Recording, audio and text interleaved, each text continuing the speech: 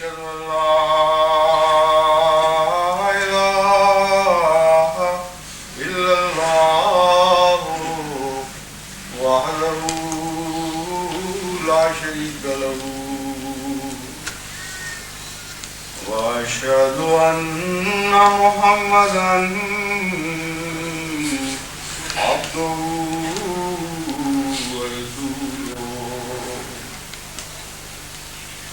أما بعد فأعوذ بالله من الشيطان الرجيم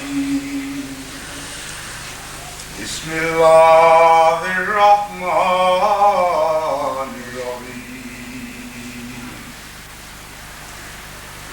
الحمد لله رب العالمين الرحمن الرحيم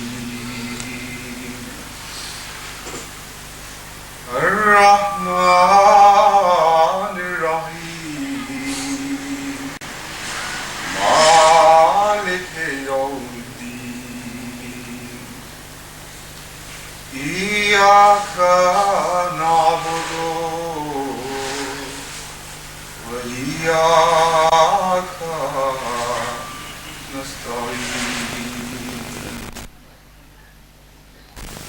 اهدنا الصراط المستقيم صراط الذين أنعمت عليهم غير المغضوب عليهم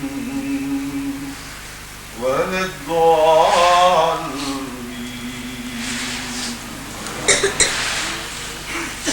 يوم ندعو كل أناس بإمامهم فمن أوتي كتابه بيمينه فأولئك يقرؤون كتابهم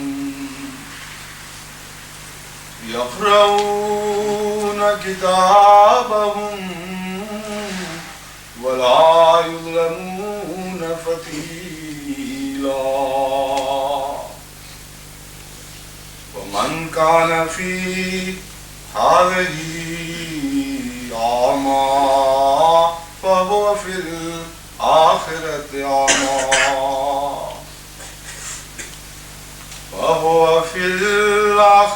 أعمى وأضل سبيلا كادوا ليفتنونك عن الذي أوحينا إليك لتفتري علينا غيره وإذا لاتخذوك خليلا ولولا أن ثبتناك لقد كدت تركن إليهم شيئا قليلا إذا لأذقناك ضيف الحياة وضيف الممات ثم لا تجد لك علينا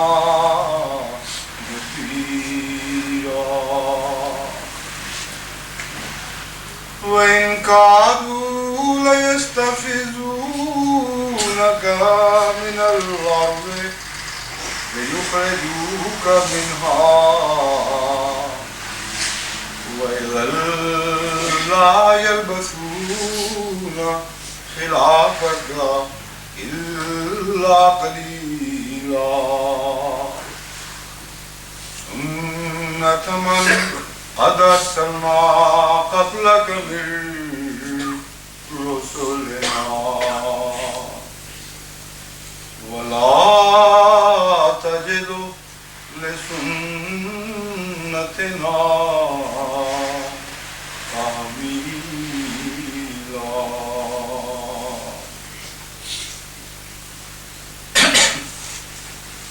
قرآن کریم کی جن آیات کی میں نے تلاوت کی ہے ان میں سے پہلی آیت میں یہ عظیم الشان اعلان فرمایا گیا ہے کہ یوم حشر میں تو ہو جب کہ خدا تعالیٰ انسانوں کی بعثت ثانیہ فرمائے گا، ہر انسان کو اس کے امام کے نام پر اٹھایا جائے گا، اس کے امام کے نام کے ساتھ اس کو بلایا جائے گا، یعنی وہ جس کو سچا امام سمجھتا ہے، جس کے پیچھے اس نے اپنی زندگی کی حرکت و سکون کو لگا دیا، وہ جس کے پیچھے اس نے اپنا لاہ عمل طے کیا اور جسے مقصود بنا کر اس کے پیچھے پیچھے قدم رکھتا رہا، اسی کے ساتھ قیامت کے دن اس کا حشر ہوگا۔ اگر تو اس نے حضرت اقدس محمد مصطفیٰ صلی اللہ علیہ وآلہ وسلم کو اپنا امام بنا لیا ہے تو آپ ہی کے ساتھ اس کا حشر ہوگا، اور کوئی دنیا کی طاقت اسے اپنے اس مقدس امام سے الگ نہیں کر سکے گی۔ اور اگر اس نے دشمنان محمد مصطفیٰ صلی اللہ علیہ وآلہ وسلم کا وتیرہ اختیار کیا ہے اور ان کو عملی زندگی میں اپنا امام بنا رکھا ہے تو کوئی دنیا کی طاقت اس امامت سے ہٹا کر اس کو محمد مصطفیٰ صلی اللہ علیہ وآلہ وسلم کی امامت میں حشر کی توفیق نہیں بخش سکتی۔ یہ ایک ایسا اعلان ہے جس میں کوئی تبدیلی نہیں، ہر شخص اپنے امام کے پیچھے، یعنی اس حقیقی امام کے پیچھے جس کے ساتھ اس نے اپنی زندگی کی ساری تمنائیں، ساری امنگیں، ساری آرزوئیں وابستہ کر رکھی ہیں، اور جس کے تمام اعمال بھی ان امنگوں، ان آرزوؤں کی تصدیق کرتے ہیں۔ فَمَنْ أُوتِيَ كِتَابَهُ بِيَمِينِهِ فَأُولَٰئِكَ يَقْرَءُونَ كِتَابَهُمْ وَلَا يُظْلَمُونَ فَتِيلًا۔ بس جن لوگوں کی تقدیر کا فیصلہ ان کے داہنے ہاتھ میں پکڑایا جائے گا وہ اس کتاب کو پڑھیں گے اور ایک ذرہ برابر بھی ظلم نہیں کیے جائیں گے۔ یمین سے مراد وہ ائمہ ہیں جو حقیقی مذہبی ائمہ ہیں، کیونکہ شمال اور یمین کی تقسیم قرآنی محاورے کے مطابق مذہبی اور غیر مذہبی دنیاؤں کی تقسیم ہے۔ بس مراد یہ ہے اگر اس نے مذہبی امام کو اپنا متبوع بنا لیا اور کسی ایسے امام کو جس کو خدا نے مقرر فرمایا ہے تو پھر اس کے مقدر چمک اٹھے اور اس کے دائیں ہاتھ میں، یعنی روحانی لحاظ سے خدا کی خوشنودی کے رنگ میں اسے وہ کتاب دی جائے گی جو اس کے مقدر کی کتاب ہے، جس میں اس کی قسمت کا فیصلہ لکھا ہوا ہو، کیونکہ اس نے اس کو امام بنایا جو خدا کے دائیں ہاتھ پر ہے۔ وَمَنْ كَانَ فِي هَٰذِهِ أَعْمَىٰ فَهُوَ فِي الْآخِرَةِ أَعْمَىٰ وَأَضَلُّ سَبِيلًا۔ اور جو کوئی اس دنیا میں اندھا ہو وہ قیامت کے دن بھی اندھا ہی اٹھے گا، وَأَضَلُّ سَبِيلًا، بلکہ اس سے بھی بدتر حال میں اٹھایا جائے گا۔ بظاہر تو پہلے مضمون کے ساتھ کوئی قطعی تعلق اس دوسرے مضمون کا نظر نہیں آتا، لیکن اہل شمال کا ذکر پہلی آیت میں نہیں ہے، وہی ذکر اندھے کے طور پر دوسری آیت میں کیا گیا ہے۔ دائیں ہاتھ والوں کا ذکر تو موجود ہے، بائیں ہاتھ والوں کا ذکر موجود نہیں تھا، اور اندھے کے طور پر ان کا اب ذکر چلا ہے، اور یہ تعلق اولئک یقرؤون کتابہم سے پیدا ہوا ہے۔ جس کی آنکھوں میں بصیرت ہو وہی تقدیر کا لکھا پڑھ سکتے ہیں، اور جن کی آنکھوں میں بصیرت نہ ہو وہ کچھ بھی پڑھ نہیں سکتے۔ تو فرمایا جن کو دائیں ہاتھ میں کتاب دی جائے گی ان کی قسمت کا لکھا وہ پڑھیں گے کیونکہ وہ اہل بصیرت تھے. پہلی دنیا میں بھی اہل بصیرت تھے اور دوسری دنیا میں بھی اہل بصیرت کے طور پر اٹھائے گئے. جن کو پہلی دنیا میں تقدیر کے لکھے پڑھنے آتے تھے وہ دوسری دنیا میں بھی تقدیر کا لکھا پڑھ سکیں گے. جو پہلی دنیا میں اندھے رہے اور خدا کی تقدیر کے نشان افق میں رونما ہوتے دیکھے بھی اور ان کو سمجھ نہ آئی، ان کی آنکھیں خدا تعالیٰ کی تقدیر اور اس کی سنت سے غافل رہیں، وہ اس دنیا میں بھی اندھوں کے طور پر اٹھائے جائیں گے، بلکہ اس سے بدتر ان کا حال ہوگا. یہ امر واقعہ ہے کہ مذہب کی مخالف قوموں کی تقدیر اس سے بہتر بیان نہیں ہو سکتی کہ وہ اندھے ہو جاتے ہیں. کئی قسم کے اندھیرے ہیں جن میں وہ مبتلا کیے جاتے ہیں. سب سے پہلی بات تو یہ کہ وہ نور نبوت کو پہچان نہیں سکتے. وہ سمجھ نہیں سکتے کہ خدا کی طرف سے آنے والے کس رنگ میں رنگین ہو کر آتے ہیں اور خدا سے ہٹے ہوئے لوگوں کے چہرے کیسے ہوتے ہیں. وہ سچ اور جھوٹ میں تمیز نہیں کر سکتے. مذہبی رہنما مذہب کے نام پر ان کو رنگ کی تعلیم دیتے ہیں، گندی زبانیں استعمال کرتے ہیں، خدا کے بندوں کو جلانے، لوٹنے اور مارنے کی تلقین کرتے ہیں، اور انہیں کچھ سمجھ نہیں آتی کہ یہ پیغامبر خدا کے پیغامبر ہو ہی نہیں سکتے. دور سے اندھیرا پوٹ ہی نہیں سکتا. یہ بنیادی بات بھی وہ سمجھنے کی حیثیت نہیں رکھتے. اور چونکہ وہ بصیرت سے عاری ہو جاتے ہیں، اس لیے نہ صرف یہ کہ روحانی بصیرت سے عاری ہوتے ہیں بلکہ دنیاوی بصیرت سے بھی عاری ہو جاتے ہیں.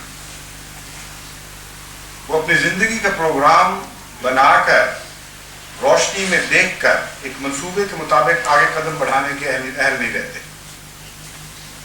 ان کو یہ توفیق نہیں ملتی کہ وہ اس طرح چل سکیں جس طرح ایک روشنی کو دیکھنے والا صاحب بصیرت انسان قدم اٹھاتا ہے، دور تک نظر کرتا ہے راستے پر. جس راستے کو بند پائے اس سے وہ پہلے ہی گریز کر جاتا ہے. جس راستے کو گڑھوں یا خطرات میں ختم ہوتا دیکھتا ہے اس سے پہلے ہی ہٹ کر ایک نئی راہ تجویز کرتا ہے. لیکن اندھے کا حال بیچارے کا یہ ہے کہ جب تک کسی دیوار سے ٹکر نہ لگ جائے یا کسی گڑھے میں جا نہ پڑے، اس بیچارے کو کچھ پتہ نہیں لگتا کہ میں کس راہ پہ چل رہا ہوں. اور بعض دفعہ عین کنارے پر جا کر پتہ چلتا ہے، بعض دفعہ کنارے پر جا کر بھی پتہ نہیں چلتا.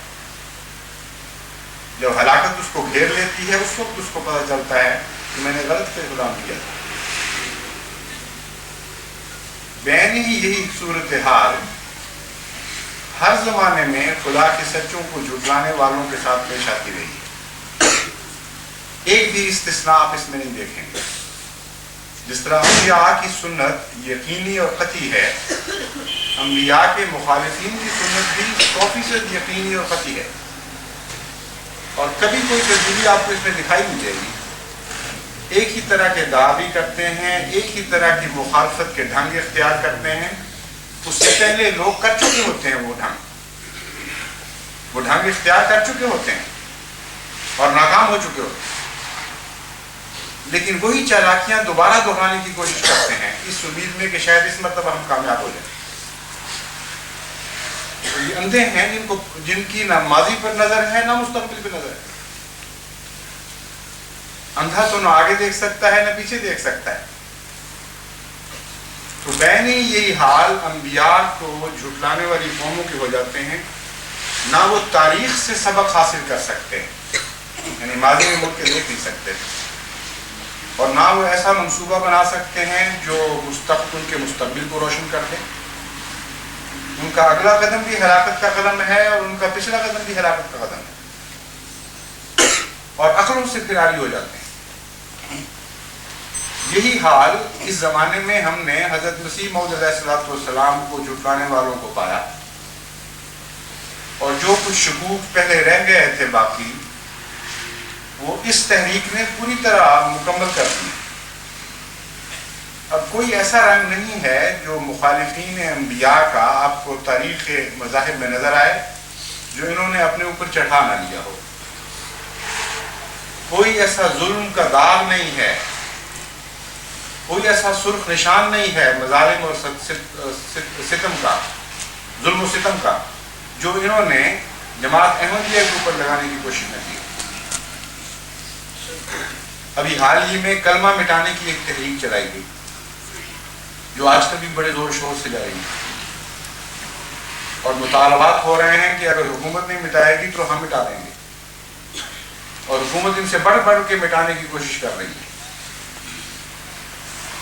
لیکن اتنے اندھے ہیں کہ ان کو یہ سمجھ نہیں آ رہی کہ کلمے سے ایک ایسی محبت مسلمان کو ہے کہ جاہل سے جاہل آدمی کے دل میں بھی کلمے کی محبت لکھی ہوئی ہے، خواہ وہ فاسق فاجر ہو، خواہ وہ رشوتیں لینے والا ہو، رشوتیں دینے والا ہو، ظلم سے مال لوٹنے والا ہو، عبادت کے کبھی قریب نہ پھٹکا ہو، سارا دن ذکر الہی کی بجائے گندی گالیاں دیتا ہو، لیکن نام اگر مسلمان ہے اس کا تو کلمے سے اس کو محبت ہے۔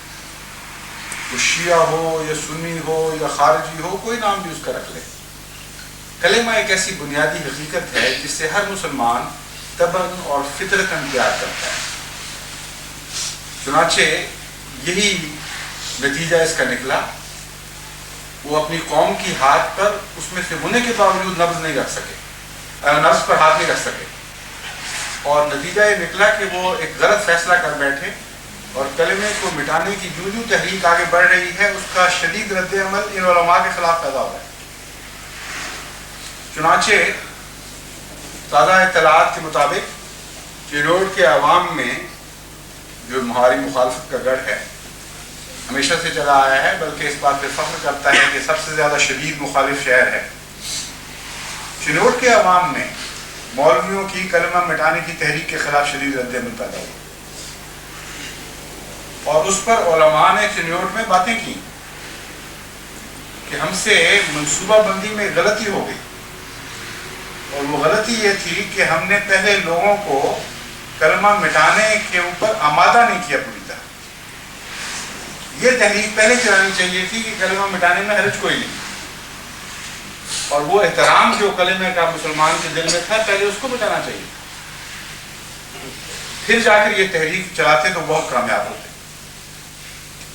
اب اس کو جہل مرکب اگر نہ کہیں تو اور کیا کہہ سکتے ہیں؟ یعنی احمدیوں سے کلمہ چھیننے کی خاطر ہر مسلمان کے دل سے کلمے کا احترام مٹانا پڑے گا، اور اس کے لیے یہ تیار ہو چکے۔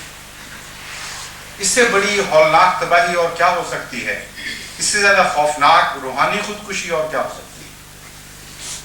سوائے اس کے کہ روحانی آنکھ کا اندھا ہو۔ اتنی سی بات بھی انسان کو نظر نہ آئی، کیسے ہو سکتا ہے؟ بہرحال نہ صرف یہ کہ یہ تیار ہیں اس کام کے لیے، بلکہ ایسے دلائل تجویز کر رہے ہیں جن کے نتیجے میں ان کو یقین ہے کہ آخر مسلمان کے دل سے کلمے کی محبت رک جائے گی، اور جو احترام ذرا سا باقی رہ گیا ہے، جو اوٹ رہ گئی ہے باقی، جو حیا اور شرم کا پردہ ہے، وہ بھی تار تار ہو جائے گا۔ اور ایک ان کے علماء میں سے جو بظاہر ان میں سے سب سے زیادہ پڑھے لکھے ہیں اور پی ایچ ڈی بھی کہلاتے ہیں، انہوں نے ایک عظیم الشان تقریر کی ہے، ایک ترکیب سوچی ہے جس کے نتیجے میں ان کا خیال ہے کہ سارے مسلمان اب کلمہ مٹانے پر آمادہ ہو گئے، اور وہ ترکیب ان کو یہ سوجی ہے کہ حضرت صلی اللہ علیہ وآلہ وسلم نے صلح حدیبیہ کے موقع پر ان کے بیان کے مطابق کلمہ مٹا دیا، بس یہ سنت رسول ہے کلمہ مٹانا،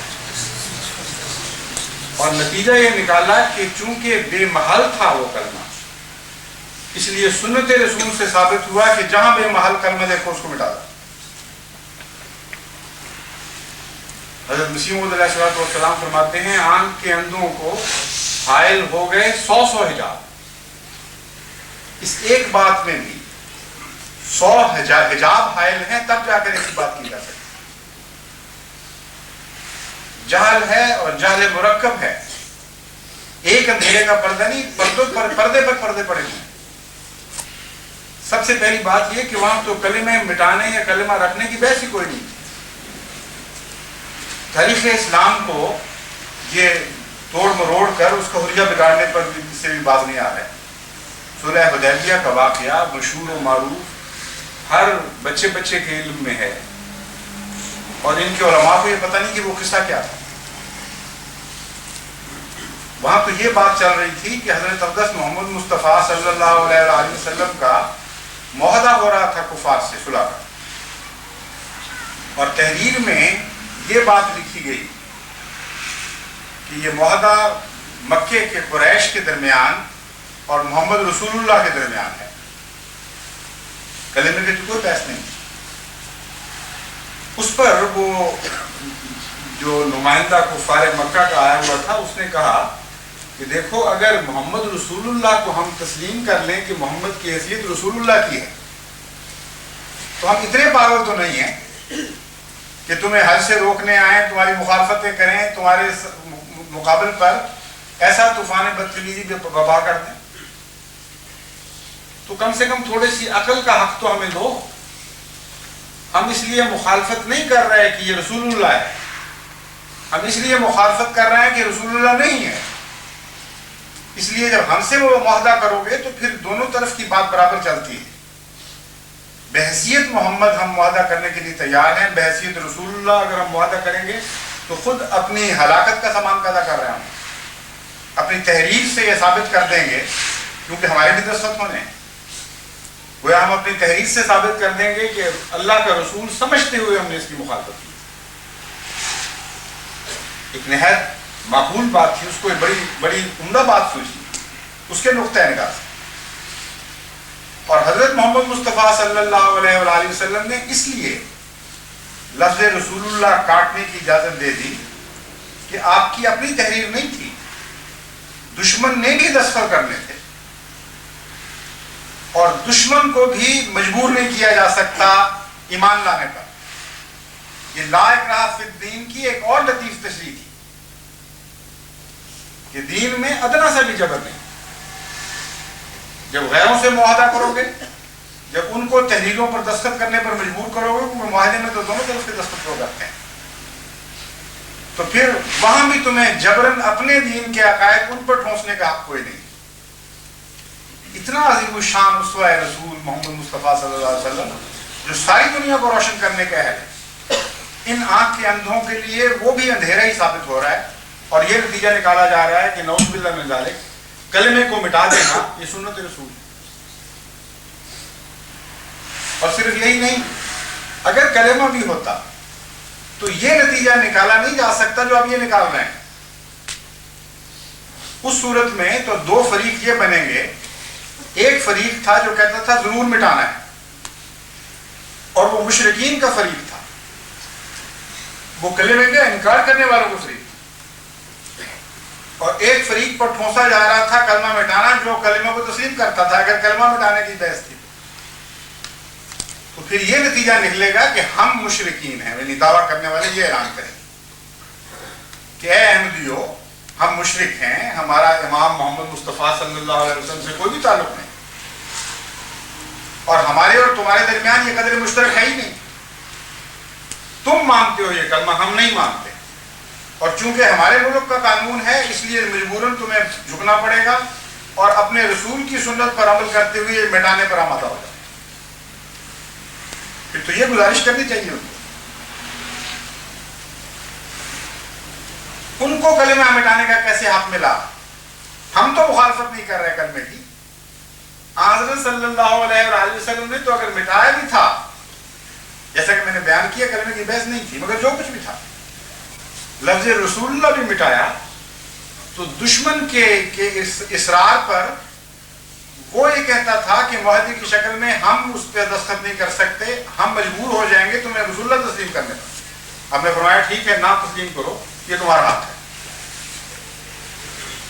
لیکن اگر وہی صورتحال یہاں ان کو چسپاں ہوتی دکھائی دے رہی ہے تو یہ پھر کفار مکہ کے نمائندہ بنتے ہیں، اور ہمیں محمد مصطفیٰ صلی اللہ علیہ وآلہ وسلم کے ساتھ باندھ رہے ہیں، جن سے کاٹنے کی کوشش کر رہے ہیں، ان کے ساتھ ہمیشہ کے لیے ویوستھا کر رہے ہیں، اور یہ مثال دے رہے ہیں کہ دیکھو جب دشمن پسند نہ کرے کلمہ کا لکھنا تو محمد مصطفیٰ کی سنت یہ ہے کہ دشمن کے دباؤ مان لیا کرتے ہیں، اس لیے تم بھی مان جو ہمارا دباؤ۔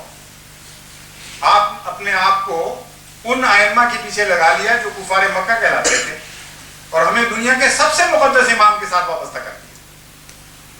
ان کے نقطۂ نگاہ سے دل کا اذن قسمت ضیزہ، بڑی بیوقوفوں والی تقسیم تو نے کی۔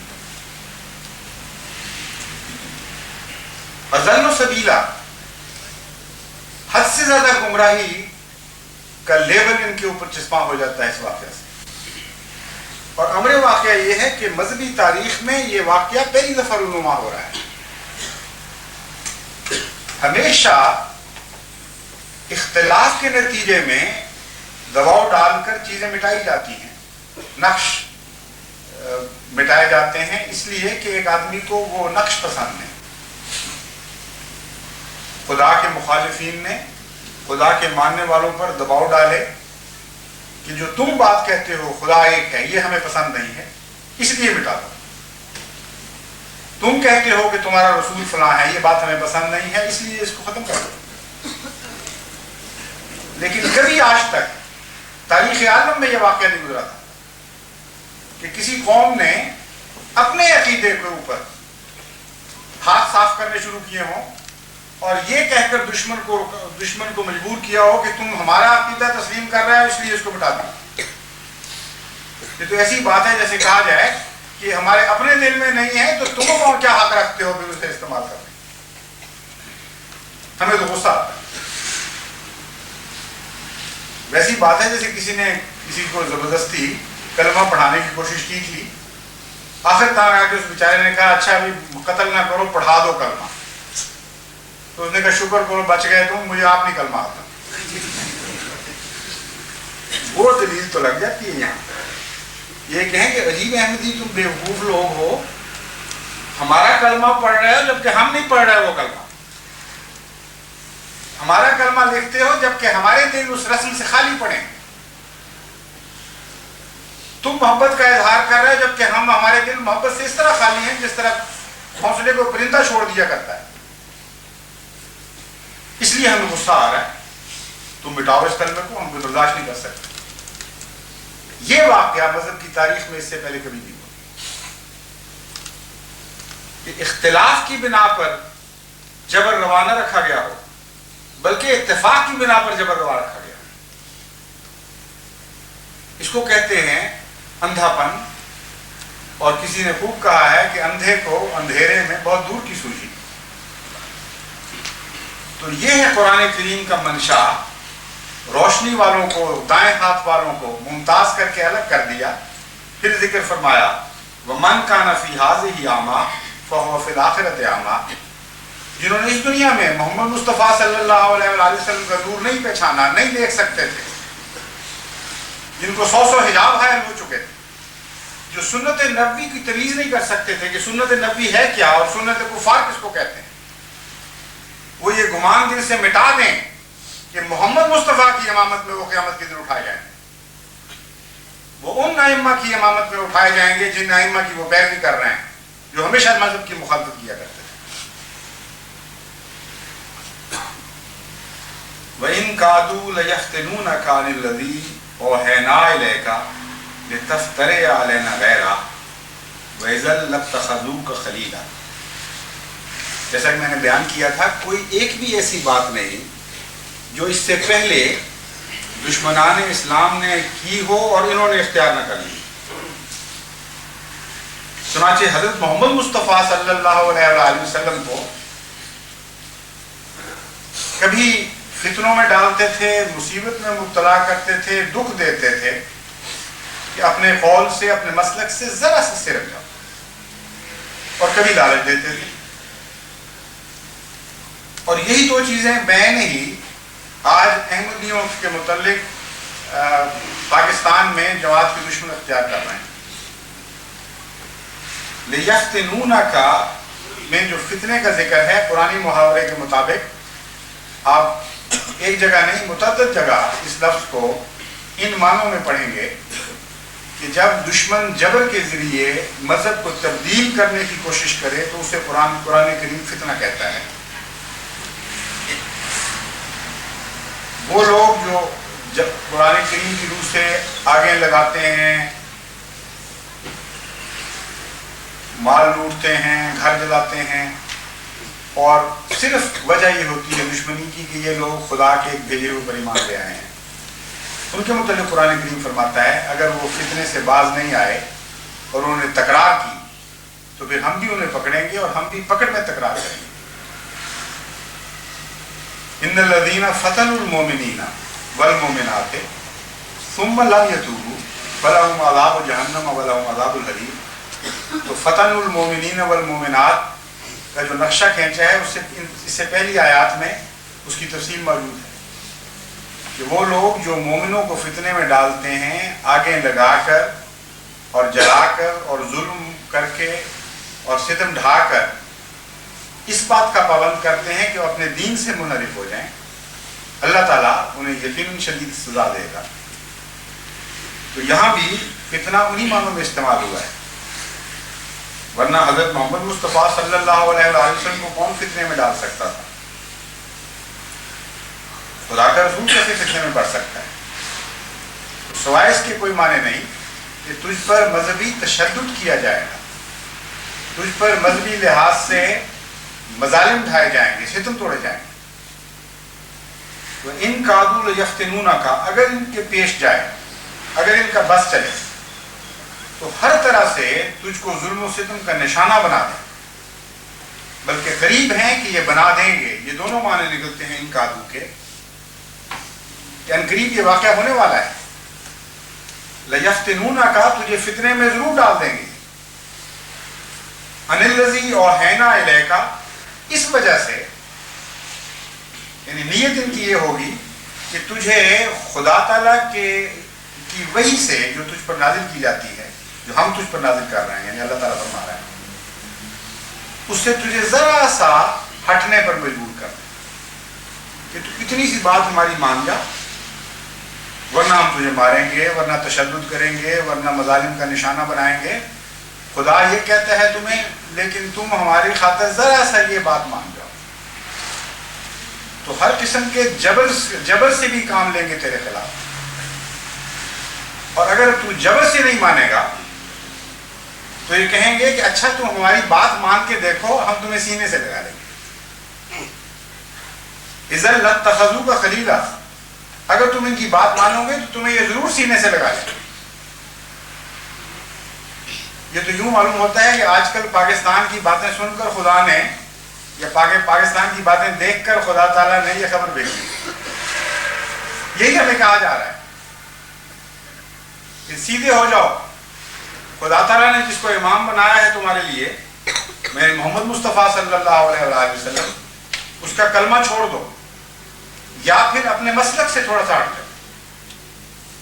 اگر نہیں ہٹو گے تو ہم تمہیں ماریں گے، اور اگر ہٹ جاؤ گے اپنے مسلک سے تو ہم تمہیں سینے سے لگا لیں، تمہیں اپنا دوست بنا لیں. ہمارا یہاں وہی جواب ہے جو محمد مصطفیٰ صلی اللہ علیہ وآلہ وسلم کا جواب ہے. اے خدا کے مقابل پر ہمیں سینے سے لگانے والا، ہم ان سینوں پر تھوکتے بھی نہیں ہیں. خدا کے مقابل پر لعنت ڈالتے ہیں ان سینوں پر جو محمد مصطفیٰ صلی اللہ علیہ وآلہ وسلم کے دشمنوں کا جذبہ اپنے اندر سمیٹے ہوئے ہیں. ہمیں تو محمد مصطفیٰ کے قدموں کی خاک ان سینوں سے کروڑوں اربوں گنا زیادہ پیاری. ہم نہیں چھوڑیں گے اس امام کو جس امام سے تم ہمیں کاٹنا چاہتے ہیں، اور اس امام کو بھی نہیں چھوڑیں گے جو اس کی غلامی سے پیدا ہوا ہے، جو اس کی کامل محبت کے نتیجے میں تخلیق کیا گیا ہے. اس سے بڑھ کر عاشق صادق کبھی اسلام میں پیدا نہیں ہوا، جو جس طرح حضرت مرزا غلام احمد قادیانی علیہ السلام نے حضرت محمد مصطفیٰ صلی اللہ علیہ وسلم سے محبت کی اور آپ کے عشق میں اپنا سب کچھ لٹا دیا. نہ ہم اپنے امام کامل حضرت محمد مصطفیٰ صلی اللہ علیہ وسلم کو چھوڑیں گے، نہ اس امام مہدی کو چھوڑیں گے جو آپ کی خاطر بنایا گیا، جو آپ کے پیغام کو دنیا میں شائع کرنے کے لیے خدا تعالیٰ نے مبعوث فرمایا، جو آپ کی قدموں کے خاک کی مٹی سے بنایا گیا. کیسے ممکن ہے کہ تمہارے سینوں میں لگنے کی خاطر ہم ان مقدس وجودوں کی خاک پاک چھوڑ دیں گے؟ وہم ہے، یہ گمان ہے تمہارا. تم جانتے نہیں کہ خدا کی تقدیر نے پہلے تم جیسوں کے ساتھ کیا سلوک کیا. تمہارا ماضی بھی اندھا ہے، تمہارا مستقبل بھی اندھا ہے.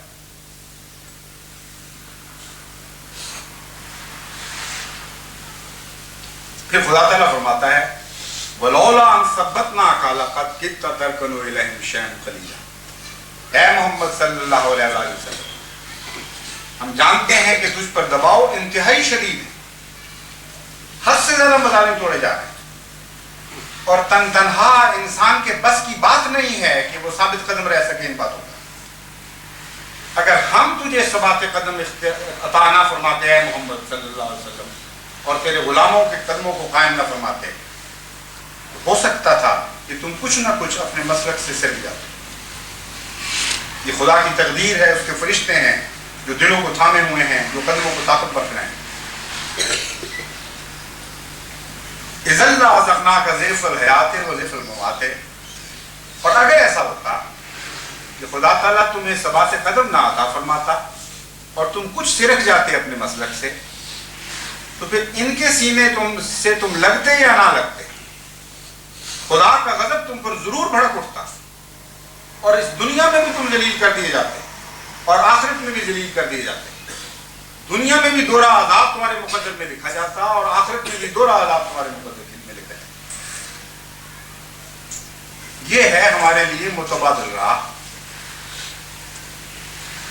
کچھ ادنا سے ادنا ایمان والا احمدی بھی ان دو متبادل رستوں کو دیکھنے کے بعد جو کلام الہی نے ہم پر روشن فرمایا،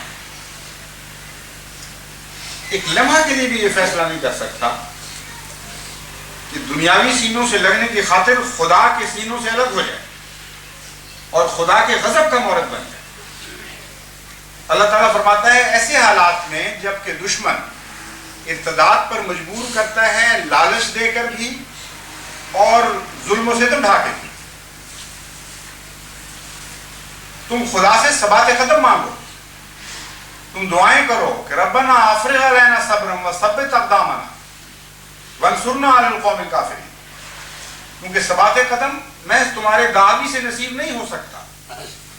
اتنے شدید دباؤ پڑ جایا کرتے ہیں بعض دفعہ کہ ایک مومن کے پاؤں بھی کچھ نہ کچھ سے رکھنے لگتا ہے۔ فرمایا اس لیے مجھ سے مانگو ثبات قدم، وہ بھی میں ہی تمہیں عطا کروں، کیونکہ اگر تم نے ثبات قدم مجھ سے نہ مانگا یا میں نے تمہیں ثبات نہ بخشا تو پھر جانتے ہو کہ اس کے متبادل کیا ہے، غیر تمہیں سینے سے لگا رہا ہوگا اور ہم تمہاری دنیا بھی نیست و نابود کر دیں گے اور تمہاری آخرت بھی نیست و نابود کر دیں گے۔ تو ان سینوں سے لگو گے جو مٹائے جانے کے لیے بنائے گئے، جن کی تقدیر میں ہلاک ہونا لکھا گیا ہے۔ کیا رہ جائے گا تمہارا؟ دنیا کی خاطر ہمیں چھوڑنے والوں کو دنیا بھی نہیں ملا کرتی۔ یہ ہے متبادل تقدیر جو قرآن کریم میں روشن فرما دی ہے۔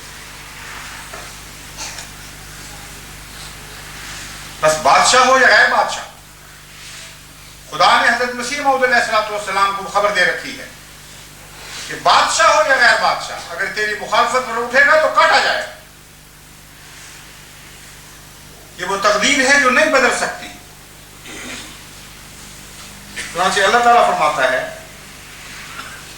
وَإِن كَادُوا لَيَسْتَفِزُّونَكَ مِنَ الْأَرْضِ لِيُخْرِجُوكَ مِنْهَا وَإِذًا لَا يَلْبَثُونَ خِلَافَكَ إِلَّا قَلِيلًا، کہ ہم جانتے ہیں کہ تم نہیں مانو گے ان کی بات۔ ہمیں علم ہے کہ کیسے کیسے بندے محمد مصطفیٰ صلی اللہ علیہ وسلم اور ان کے غلاموں کی صورت میں ہماری عبادت کے لیے پیدا ہوئے ہیں۔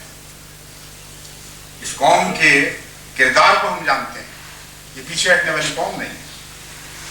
پھر دشمن کیا کرے گا؟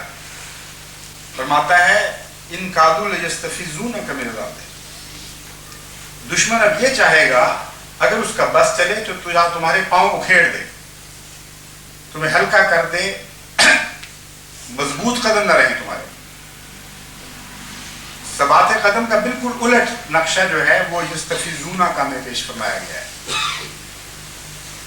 ہم تمہیں ثبات قدم عطا فرما رہے ہیں اور دشمن یہ چاہے گا کہ تمہارے قدم اکھڑ جائیں، تمہیں اپنے مقصد پر ایمان نہ رہے، اپنے ایمان اپنے عقائد پر یقین کامل نہ رہے، اور رفتہ رفتہ تم شبہات میں گرفتار ہونے لگ جاؤ۔ کبھی یہ سوچو کہ پتہ نہیں خدا ہمارے ساتھ ہے بھی کہ نہیں، کبھی یہ وہم اٹھنے لگے کہ پتہ نہیں تاریخ مذہب جو سنا کرتے تھے وہ سچی ہے بھی کہ نہیں.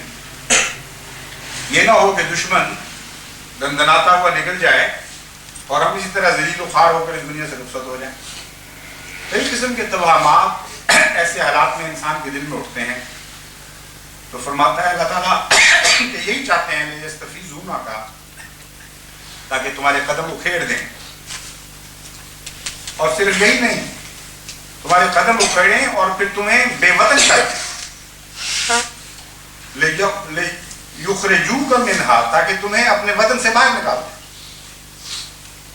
اب وہ آواز جو 1400 سال پہلے مکے میں محمد مصطفیٰ صلی اللہ علیہ وسلم کے دشمن بلند کر رہے تھے کہ سیدھے ہوتے ہو کہ نہیں، سینے سے لگنا ہے تو اپنے مسلک کو چھوڑ دو، ورنہ اس وطن کو چھوڑ دو جو وطن ہمارا وطن ہے. وہی آواز آج پاکستان سے اٹھائی جا رہی ہے. ایک ذرے کا بھی فرق نہیں. حیرت ہوتی ہے کہ جب خدا تعالیٰ انسانوں کو اندھا کر دیتا ہے تو کچھ بھی پھر دیکھ نہیں سکتے کہ وہ کیا کہہ رہے ہیں، کس نیچ پر کلام کر رہے ہیں. انبیاء والی باتیں کر رہے ہیں یا انبیاء کے دشمنوں والی باتیں کر رہے ہیں.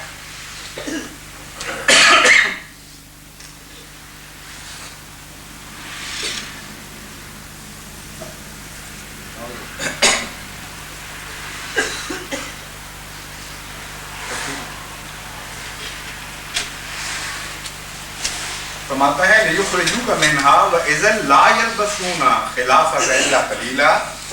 مگر یہ کس خیال میں بیٹھے ہوئے ہیں لوگ. اے محمد صلی اللہ علیہ وسلم، اگر یہ تجھے نکالنے میں کامیاب ہو گئے تو ہم تجھے بتاتے ہیں کہ تیرے بعد پھر یہ خود بھی نہیں رہیں گے. تیری وجہ سے یہ لوگ قائم ہیں. تیرے بعد پھر یہ بھی صفحہ ہستی سے مٹا دیے جائیں گے. جہاں سے تو نکالا جائے گا وہاں یہ بھی بسنے کے لائق نہیں رہیں. یا پھر دوسرا معنی یہ ہوگا کہ لا یلبسون خلافک الا قلیلا، یا پھر ان کو جلدی توبہ کرنی پڑے گی. تھوڑے دن ہی تیری مخالفت کریں گے اور اس کے بعد باز آ جائیں گے، پھر یہ بچ جائیں گے. یہ دونوں معنی نکل سکتے ہیں اس سے. تو اب اس قوم کے بچنے کی صرف یہ صورت ہے کہ یا تو وہ تجھے تسلیم کر لیں، تجھے اپنے مسلک سے ہٹانے کی بجائے تیرے مسلک کو اختیار کر لیں، اور پھر اللہ تعالیٰ ان کو بچا دے گا، ان کے لیے نجات کے سامان پیدا فرمائے گا. اگر نہیں تو ظلم کی راہ سے نکالنے والوں کے لیے ان کے اپنے وطن کی زمین تنگ کر دی جائے گی. سنت من قد ارسلنا قبلک من رسلنا ولا تجد لسنتنا تحویلا. یہ وہ سنت ہے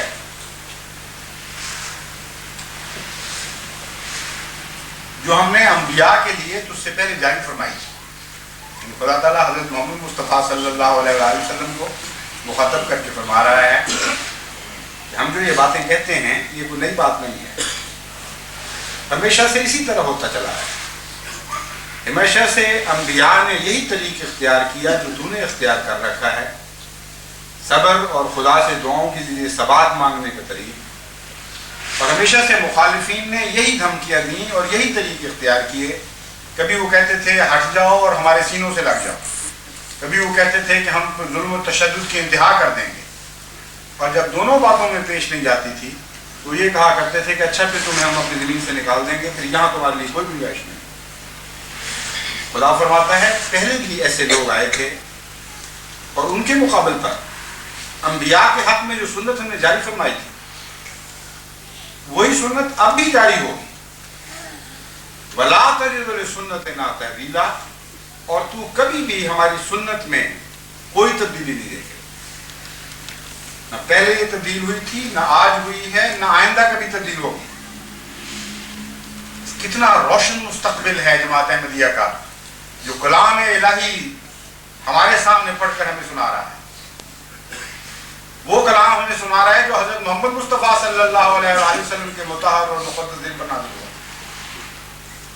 وہ کلام ہمیں یہ مستقبل سنا رہا ہے، یہ نوید دے رہا ہے اس شاندار مستقبل کی، جس کلام سے زیادہ مطہر کلام، جس کلام سے زیادہ یقینی اور قطعی کلام کبھی کسی نبی کے دل پر نازل نہیں. وہ کلام جس کا پہلا دعویٰ یہی ہے لا ریب فیہ، کوئی شک کسی قسم کی وہم ہو تو وہم کی گنجائش تک نہیں. لیکن سوال یہ پیدا ہوتا ہے کہ یہ تو حضرت محمد مصطفیٰ صلی اللہ علیہ وآلہ وسلم مخاطب ہیں. ہم تو ادنا چاکر آپ کے غلامان در کے بھی غلامان در کے بھی غلام ہیں. ہمیں کیسے یقین ہو کہ خدا کا یہ طریق جو انبیاء کے ساتھ جاری ہے وہ ہمارے ساتھ بھی ہوگا؟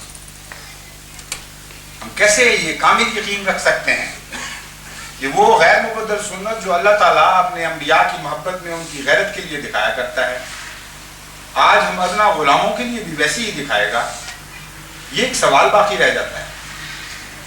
اس کا جواب یہ ہے کہ ان آیات میں سے جو پہلی آیت میں نے تلاوت کی تھی وہی مضمون یہاں مکمل ہوا ہے اور اسی میں ان توہمات کا جواب دے دیا گیا ہے. فرمایا یوم ندعو کل اناس بامامہم، ہم قوموں سے ان کے ائمہ والا سلوک کیا کرتے ہیں.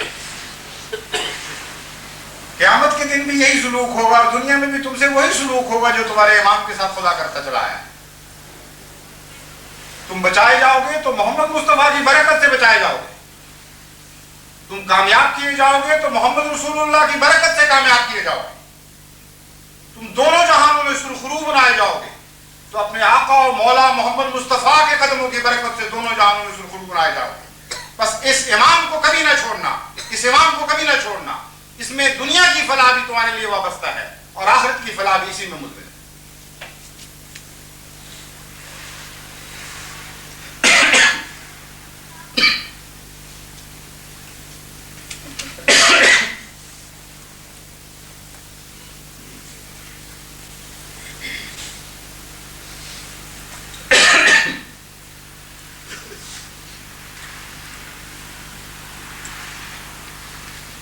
الحمد للہ نحمدہ ونستعینہ ونستغفرہ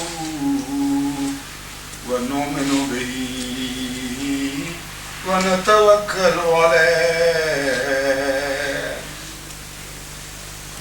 ونعوذ باللہ من شرور انفسنا ومن سیئات أعمالنا من يهده الله فلا مضل له ومن يضلل فلا هادي له ونشهد أن لا إله إلا الله وحده لا شريك له ونشهد أن محمدا عبده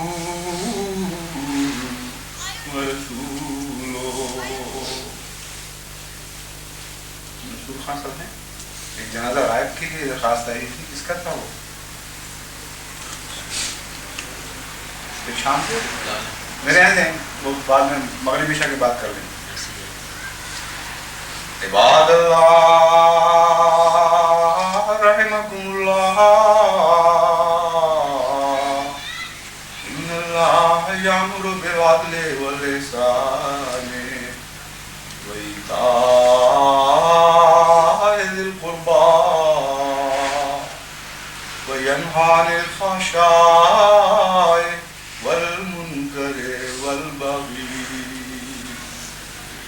یعظکم لعلکم تذکرون. اذکروا اللہ یذکرکم